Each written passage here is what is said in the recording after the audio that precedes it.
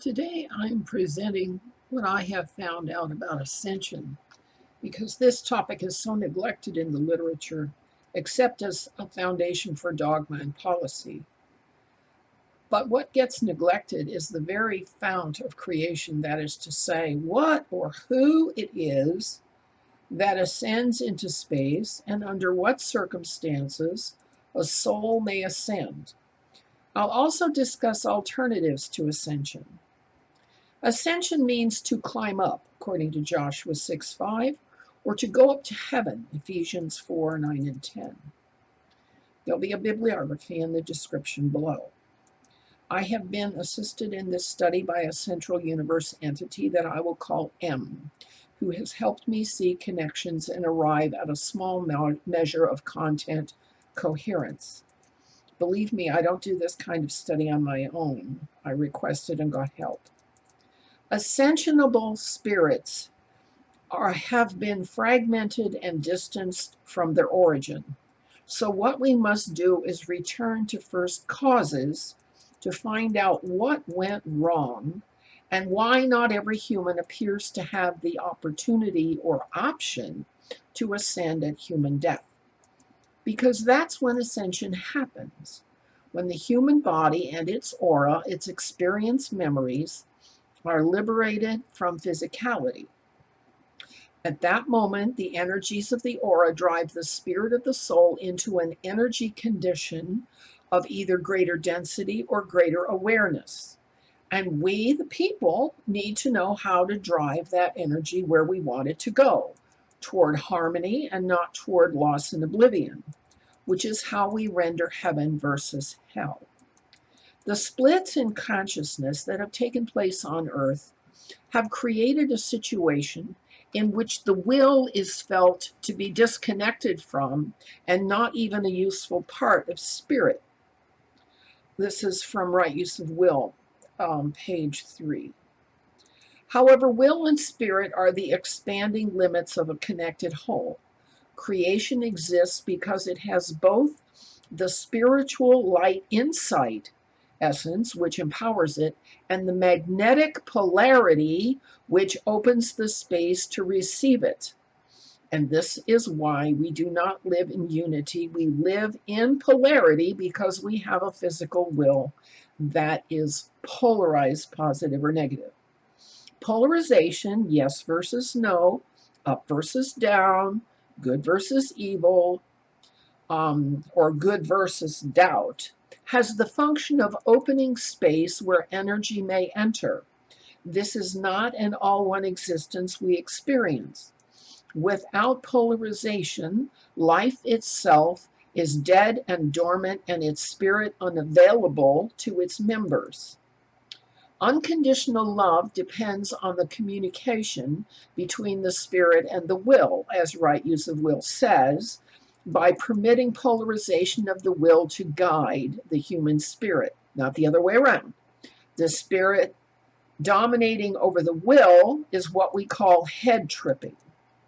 Ascension requires that the will and spirit be not only in total harmony, but that all resistance to communicating between them is instantly recognized, acknowledged, and accounted for.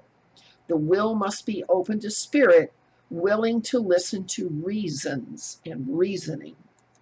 Thus, the thought that we have that we are automatically evolving into unconditional love here in physicality constantly gets overwritten by the decisions we make to enslave ourselves, the choices that we are encouraged to make by law, by politics, and by social acceptance. If we do not accept the limits of our own will, we get sidetracked into head tripping, which means a corruption of the spirit, because the spirit has absolute dominion over everything without reasons. The way we allow this process to take over is that we entrain ourselves to crave what sends our will clamoring for what our spirits want to think. This is to say, we ingest, eat, drink, and breathe so that we are socially acceptable, not necessarily conforming to our own human and personal inherited will. We crave sugar, alcohol, starches, treats, feelings, conditions, expectations that conform our will to what we think we ought to want. And this is how we derail ascension, by making our physical will irrelevant to our very personal and social lives. Moving on to Voyagers 2 by Ashiana Dean, which is a profane history that constitutes the most carefully prepared human history in English that we have. In human races, since the inauguration of the 5 root races 5 million years ago, that did and do endeavor to keep spirit, soul, and will together in the process of living. This is our psychological predicament in view of the desire to ascend at death back to source. But there's a backstory. And so who is in charge in the universe hierarchy of the stipulations and criteria that ascendants must meet in order to physically ascend? The central universe, not the Milky Way galaxy. And what is the moral code which the central universe deems appropriate for beings whose intention is to return to source? Harmlessness. See prime directive. Wikipedia says prime directive in the fictional universe of Star Trek. The prime directive is a guiding principle of Starfleet communicated by Andromedans and Pleiadians, prohibiting its members from interfering with internal and natural development of civilizations. And why do they have this? Because the central universe, the ascension process itself, is set up as a sequence of stargates that are administered and enforced by angelic cores. And each stargate meets ascendants who either meet or don't meet certain racial and ideological guidelines. And if they don't meet the racial and ideological guidelines, they are not allowed to proceed through the stargate. Indeed, those who don't meet the criteria are culled whether or not their behavior is civil or not.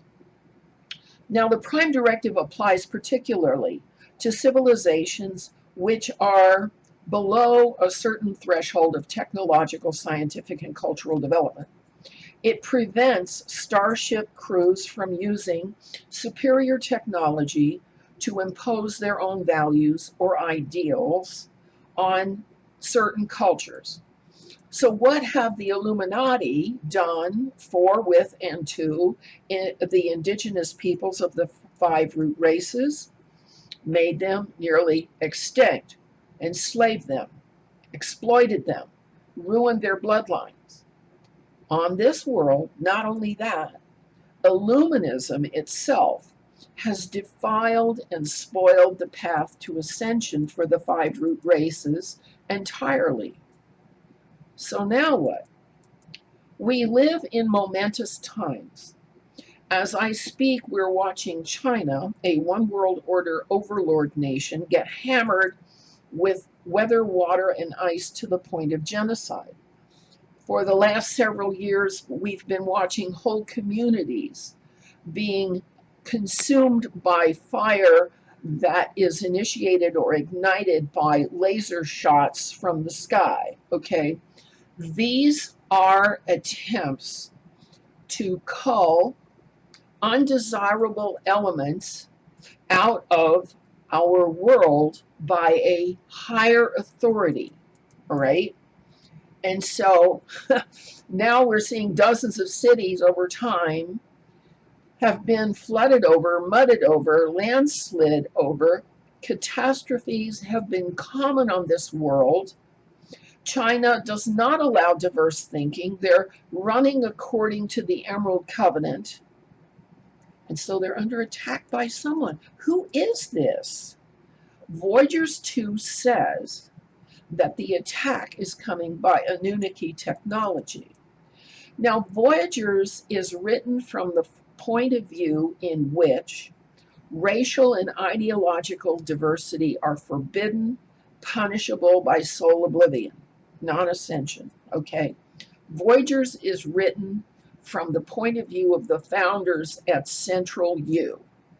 So everything it has to say about the quote, fallen angels, and wherein Jehovah is sovereign, is very negative, because for one thing, Jehovah, the one that we call Yahweh, or there's several versions of his name. If you look at the Greek mythology of the myths, Yahweh, Jehovah, was a veriform in his own incarnation, and so he has always supported diversity in terms of race. He hasn't always supported diversity in terms of ideology. If you're Jewish, Christian, Islamic, or Sikh, you're on the page with racial diversity and ideological diversities insofar as it's lawful and civil. So Voyagers 2 has been written down for the enemies, the founders of Central U, of diversity, of race, and of thought. And so the whole book is written from that point of view, as the God of this world being the enemy of the central universe.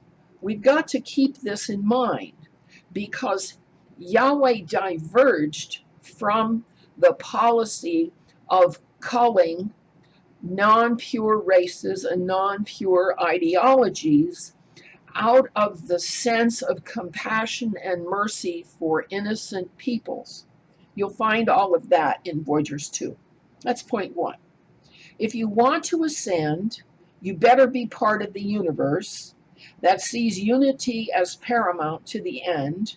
They cull and render extinct diverse races and ideologies. Okay, that's where the problem begins.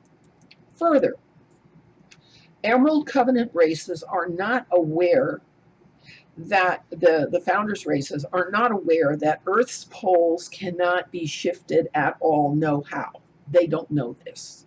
They believe this ground we live on is still a sphere circulating along the occupying the galactic ecliptic. How can that be that they are describing our world as if it is still a sphere? They still don't know. The ground we're standing on is located now on the floor, on the abyss of the universe under Polaris, a scattering of shards blasted loose when Nibiru and Tiamat got into a war a long, long time ago.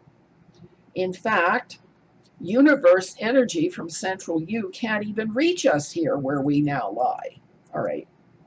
Ascension is physically impossible because the stargates necessary to move souls from gate to gate are no longer in operation anywhere near us. And all the plans to rescue us from our choice to be diverse hinge on the plan to flip the poles and realign with Central U navigation. There's just one problem for the Central Universe. We're not where they think we are, and they cannot flip our poles because we only have one pole stuck in the remaining toroidal half of Tiamat.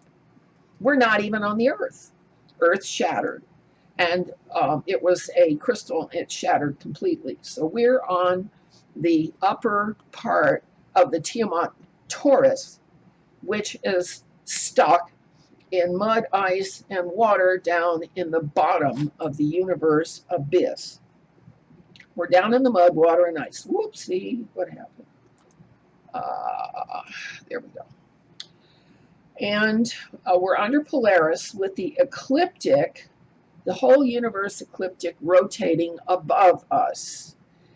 And the Pisces galaxy just went by, and now Aquarius is going over us, okay? It's not the other way around. We're not on the ecliptic rotating with them. They're rotating over us. Add to that, we here down in the mud are subject to countless sorties by UFOs and ETs who also have sought refuge out of the way of racial and ideological conformity and top-down tyranny. So Central U can't even get at us here to enforce their policies of thought control, mind control, and total unity and harmony. So there's nowhere for humans from here to ascend to right now. Now, Buddhists who could be allowed by universe authority to ascend can't reach Central U because the stargates are all shut down. But Western Buddhists not of the Oriental race aren't even authorized to ascend. So things have gotten very messy.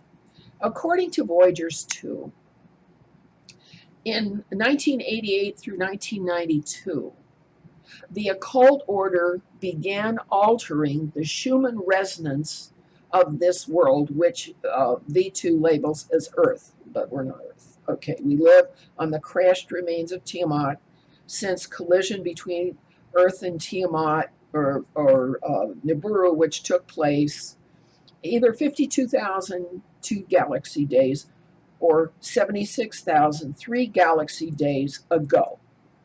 The Schumann resonance affects time sequencing in chemistry, biochemistry, biology, and body cell structures. Okay, by forcing it down to 7.83, that meant that human minds had to learn to still themselves in order to initiate cell formation of an Amenti seed of ascension. Okay, contrary to public proclamations, God's thinking is not higher in its cycles per second. It is lower and slower. The lower the frequency a human mind can attune to, the closer to the divine that human can reach telepathically in terms of the, not the carrier wave, but the broadcast telepathically in terms of solfeggio hertz emanations. It's not the other way around. The emanations of spirit, yes, are up in the 400, 500, 600, 700, 800, 900 areas, okay, of cycles per second. But the physical body cannot reach those emanations, those thought forms, if the body itself is vibrating at too high a rate in the base rate. So the lower the body vibrates, the higher the emanations it can accept and interpret. Extremely dense atoms of God are unaffected by electricity, electronics, and radiation and all that. So to meet God, one must meet his thoughts at the lowest, stillest vibratory movement, and that is 3.14159 hertz, where God's vibrations reside, okay? And at that point, you can hear his thoughts on the Solfeggio scale around 1030 hertz. Humans lower their continual din in order to meet God. We don't raise it. Chaos raises humanity to the din of cacophony of 40 hertz. Angels respond at 15 hertz. God has a still small voice. When the Schumann resonance gets cranked up to 40 hertz, it is with the occult intention to create chaos in physical systems by either ETs or New World Order agents. Most humans in present day who have fifth race coding are subconsciously involved with the process of cellular clearing in order to integrate their emotional, mental, and astral bodies and to assemble a fourth DNA strand in order to heal themselves. When they do that, they can release a seed of Amenti for ascension, but that requires certain magnetic frequencies also to open spaces in order for the soul to ascend. That's Voyagers 2, page 24. All right. The frequency for soul ascension is 3.14159 hertz, which creates a membrane around the human aura to protect the aura from dissipating into free space as the soul escapes into a reality to which it was attracted, positive or negative. You see, we're running into problems already with the established version, how ascension occurs. But this is just the energy part of the ascension that must be preceded by soul control of the organism, of its thoughts, to bring thought in harmony with feeling the will. And this harmonizing will be the dominant part of this presentation because it encompasses teachings which have become so confused in human societies, especially in Western society, confounded by materialism, scripturalism, Zionism, the one way, and catechism, that nobody can talk to anybody else, all right? And so I'm going to coin some new words here to organize what I have to say about belief systems in view of ascension. Okay, belief systems have a lot to do with the ability to ascend. Materialism is clear and simple, and it's what the United Nations runs on, and the Iron Mountain ethical system of the Pentagon and the New World Order runs on. Nothing exists except what one can measure and sense. There is no such being as God, nor ETs, nor interdimensionals, nor giants and Bigfoot who've been hidden away out of sight. Okay. For the materialist, all is physical. Scripturalism is the use of one book to define all reality. Pick your book. One book all over the books. You know the drill. Okay. Zionism and Islam constitute specialness of a single way or method over every other way. And it includes socialism, communism, Satanism, and Luciferian catechism. And Luciferian catechism being founded on occult spirit knowledge is exemplified in Serbian Orthodoxy, one heart, one mind, one voice. It's the belief that humans are defined by their beliefs as opposed to be defined by results of behavior, which would be how we are judged under holy law. Each of these mindsets takes the human soul into a different experience of mind. Materialism gets into head tripping, stripping away the human will and its biological reasons for interpreting experience. Materialism gets into transgenderism and transsexualism and transhumanism. Scripturalism substitutes human reasoning for the proposition that God wants a certain set of outcomes to occur, which are given to us as a guide. And two, God is allowed to alter, change, and edit his methods. Scripturalism doesn't allow God to alter, change, or adapt his methods. Zionism takes that further, and it creates an obedient, highly eugenicized bloodline intended to control and rule over lesser minds as other socialized options would. Finally, a Luciferian catechism, the two-headed eagle, is an elitist and raw application of bipolar methods to force compliance with a single head trip, laid out as thought-controlled ideology, networked as top-down hierarchy, and employed as tools for preying upon unsuspecting customers in an entirely commercial galaxy. The Luciferian Catechism is maritime admiralty statutes and trade treaties. The Griata and the Tau 9 applied to galactic commerce. Let the buyer beware. The Griata Treaty mirrors the Emerald Treaty from Central U of the founders that mandates racial diversity but ideological uniformity.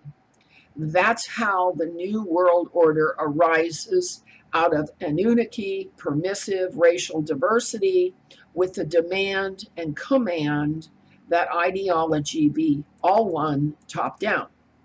What's the matter? We're mentally connecting all these dots, and then I look up prime in the index, and this is what I get on pages 352 and 353 of Voyagers 2.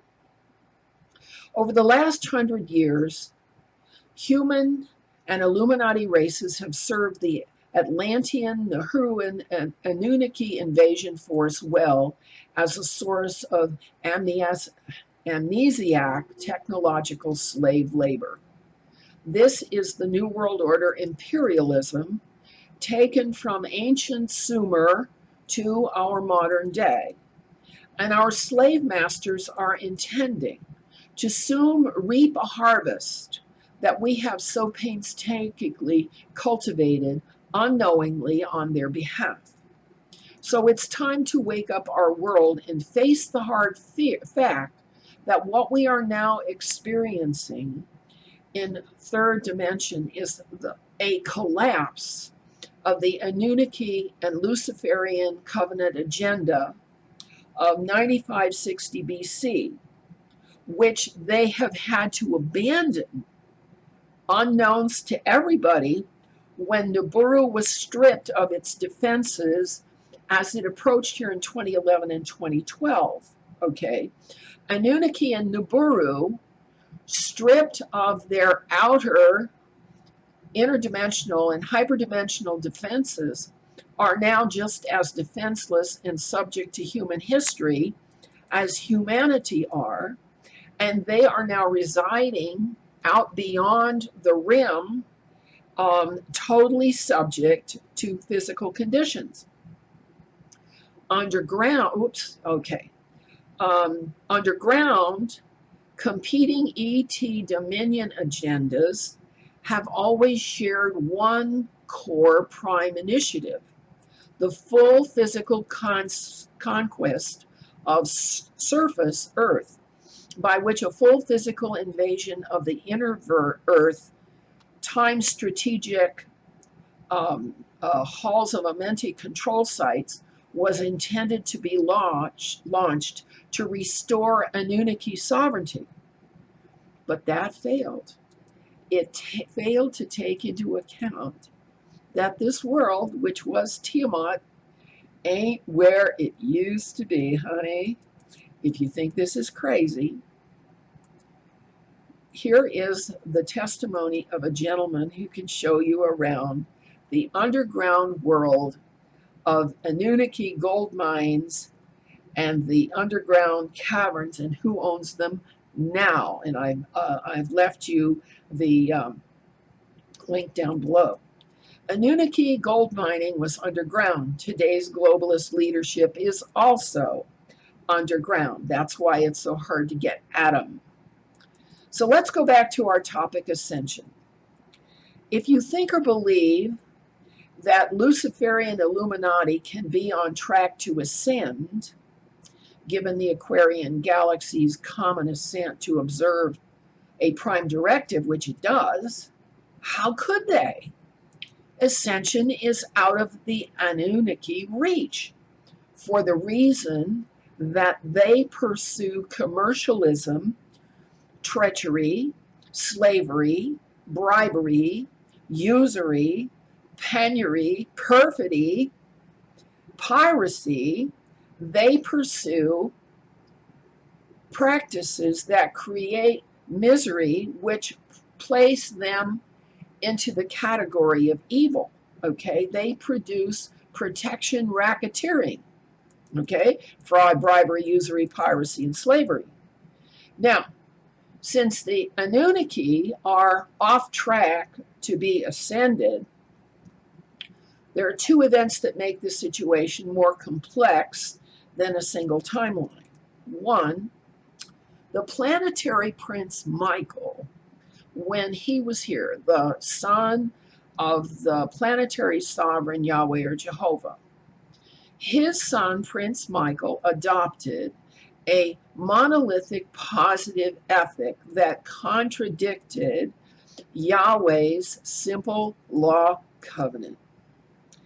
Yeshua balked at the hypocrisy of doing good only for oneself, which was adopted and adapted by Babylonian Talmudists to leave room for commercial and predatory ethics, Talmudism and Satanism. Yahweh's response to Yeshua's bending the law toward Lyran Essene idealism, which usually led to whole communities being martyred, was to introduce into, quote, the church, unquote, the ethical compromises of Saul of Tarsus, Martin Luther, and John Calvin, and water down behavioral norms of idealistic followers of Yeshua and spare some from martyrdom. So the planetary sovereign Yahweh Jehovah is not on the same page with his son Michael, who adopted the Lyran Essene norms for Christianity. And a divided house doesn't stand, okay? So the conclusion is, and the judgment of deity comes down to this: humans who absorb government policy, procedure, practice, and outcomes without question, whose auras as spectrographic analyses can be recognized and identified at a distance, who merely absorb mainstream social media norms, events, and outcomes uncritically, without question, who crave and cleave to attachments and amusements, who also gulp down church catechism teachings, doctrine, dogma, and liturgies without question or demand for coherence in behavior. These people are not sentient. They are not considered to be actually human. These, quote, persons are subhuman and are treated by deities as such, without regard for racial or national cultural origin. The human aura tells the whole story to deity, who's who and what's what. This means these persons who gathers in crowds and groups and protests an epidemic are placing themselves in danger of suffocation when 5G goes into threshold. These persons will not continue, not here. On the other hand, there are exceptions among the very young and old, for whom deity have compassion and mercy for the future of their souls. And on the other hand, too, angelic corps, including other interdimensionals, are charged with helping out and sparing human beings who refuse to be labeled as persons, as consumable products, all caps names on documents, as private people, harmless and innocent, accused of sedition, as outcasts to any state, the homeless in the rough, as the charismatic in prayer, the priest in integrity, the monk or nun in sanctity, as witnesses to the sanctification of the intention to create a peaceful world by this planetary sovereign. These will live on into a very different future. A future bounded by necessity to always confront evil at every turn. You see, the kingdom of God is still a ways off. We're not yet ready for the lion to lie down with the lamb. And as for ascension versus ascendance, There are still the two paths: by race, by adoption, coherence with the founder's thought and function, if the stargates ever get put back together. And I refer here to the Urantia book with its chapters on orders of cores of spirits and Trinity origin beings, creator sons and sons of God, ministering spirits, powder directors, or by salvation as human physical sons and doubters into future life in belief. Yes, the matriarchy constitute doubters, which is to say daughters, of the creations of the sons, and the ticket to each form of continued and eternal existence, called ascension to universe founders and called salvation to the covenants in which humans participate, is always mental, physical, subjective behavior and the outcomes which good intentions produce in time, space, location, and society.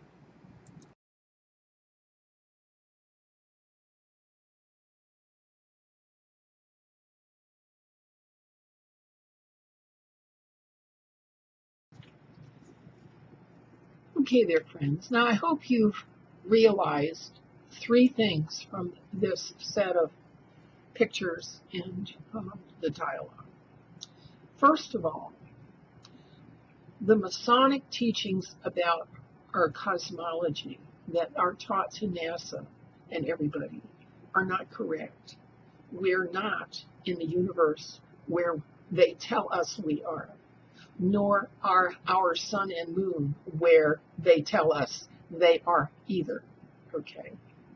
And this has caused a great deal of confusion with regard to cosmology and human origins and the Sumerian Cuneiform Tablets and particularly the Lost Book of Enki. And I'm leaving a citation, a link here for you to go listen to the account in the Lost Book of Enki, how Nibiru and Tiamat got into a battle, and the result was that we are on Tiamat, not on Earth in the first place.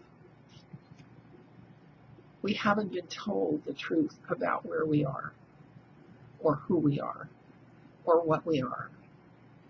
And as Lloyd Pye's been telling us for a long time, the late Lloyd Pye, the anthropologist, everything we've been told hasn't been correct. And so that's what we have to deal with. The fact that our leadership has been taught fables that they've passed down to us, which were never true. And that's what we have to deal with. So I hope you've enjoyed this short video, and I hope you'll go and check out the video on the Lost Book of Enki that describes how this world went from being a sphere on the ecliptic of the galaxy and got knocked down to the floor of the abyss of the universe under Polaris. So you'll see I'm not just whistling Dixie. Okay, this is actually in accord with reality, and it's why people are fighting over, is the Earth or the world we're on, is it a spinning ball, or is it a flat pizza, or is it something in between? Well, you're going to have to make up your own mind about all of this. Have fun with our Book of Origins, the Sumerian Cuneiform Tablets.